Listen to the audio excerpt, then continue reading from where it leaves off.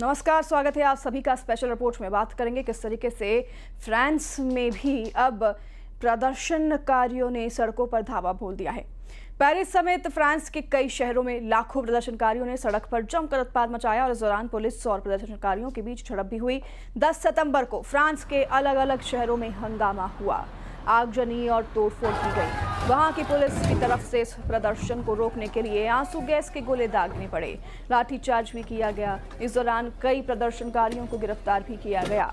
ये हालात फ्रांस में हो रही राजनीतिक उथल-पुथल की वजह से बने। लोग राष्ट्रपति इमैनुअल मैक्रों की आर्थिक नीतियों से नाराज है, इसलिए ये प्रदर्शन पहले से तय था। बुधवार को प्रदर्शनकारियों ने फ्रांस में ब्लॉक एवरीथिंग नाम से प्रदर्शन किया। दरअसल फ्रांस के प्रधानमंत्री फ्रांसवा बायरो को हटाए जाने के बाद राष्ट्रपति इमैनुअल मैक्रों ने रक्षा मंत्री सेबेस्टियन लोगार्नो को प्राइम मिनिस्टर बनाने का ऐलान कर दिया था और इससे लोगों में गुस्सा और भी बढ़ गया, लोगों की नाराजगी और भी बढ़ गई।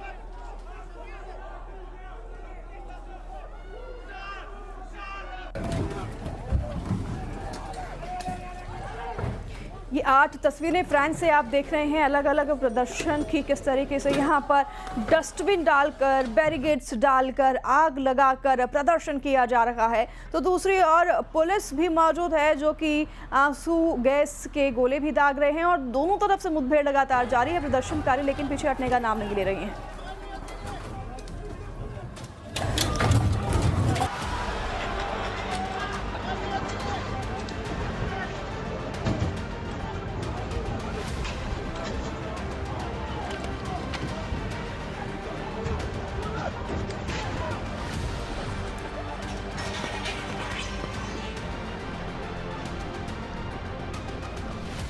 कहीं सड़कों पर आग लगी है, कहीं प्रदर्शनकारी तोड़फोड़ कर रहे हैं, कहीं दूर तक सिर्फ धुआं ही धुआं दिख रहा है, तो कहीं पुलिस और प्रदर्शनकारियों के बीच हिंसक झड़प हो रही है। नेपाल में ऐसी तस्वीरें पिछले 2 दिनों से आप देख रहे होंगे, लेकिन ये तस्वीरें नेपाल की नहीं है। ये तस्वीरें नेपाल से 7000 किलोमीटर दूर फ्रांस की हैं, जहां नेपाल जैसे हालात हो गए हैं। फ्रांस में इस प्रदर्शन को नाम दिया गया है ब्लॉक एवरीथिंग, मतलब सब कुछ रोक दो, बंद कर दो। नेपाल के बाद अब फ्रांस में सरकार की नीतियों के खिलाफ लोगों का गुस्सा भड़क गया है। पेरिस समेत कई इलाकों में लाखों की संख्या में लोग सड़कों पर उतरे और मैक्रोन सरकार के खिलाफ जमकर प्रदर्शन किया गया। गुस्साई भीड़ ने शहर के कई इलाकों को आग के हवाले कर दिया, तोड़फोड़ की और सरकार विरोधी नारेबाजी की। कई जगहों पर प्रदर्शनकारियों और पुलिस के बीच हिंसक झड़प भी हुई और कई जगह पर प्रदर्शनकारियों पर काबू पाने के लिए पुलिस ने लाठीचार्ज किया और टीयर गैस का भी इस्तेमाल किया गया।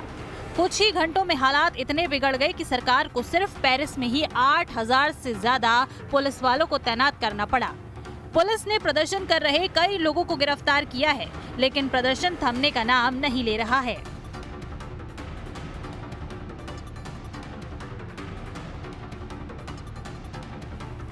एक तरफ जहां पेरिस की सड़कों पर सरकार विरोधी प्रदर्शनकारी उग्र आंदोलन कर रहे थे और पुलिस वालों के साथ उनकी झड़प हिंसक होती जा रही थी, वहीं दूसरी तरफ उसी वक्त सेबेस्टियन लोगार्नो फ्रांस के नए प्रधानमंत्री पद की शपथ ले रहे थे, जिन्हें 24 घंटे पहले ही फ्रांस का नया प्रधानमंत्री नियुक्त किया गया था। और यही है फ्रांस में शुरू हुए उपद्रव की सबसे बड़ी वजहों में से एक।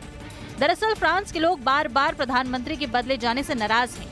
फ्रांस में पिछले 2 साल से भी कम वक्त में 5 प्रधानमंत्री बन चुके हैं, जिसमें से 4 नए प्रधानमंत्री तो पिछले 1 साल में ही शपथ ले चुके हैं, जिसमें से 3 को अपना पद भी छोड़ना पड़ा।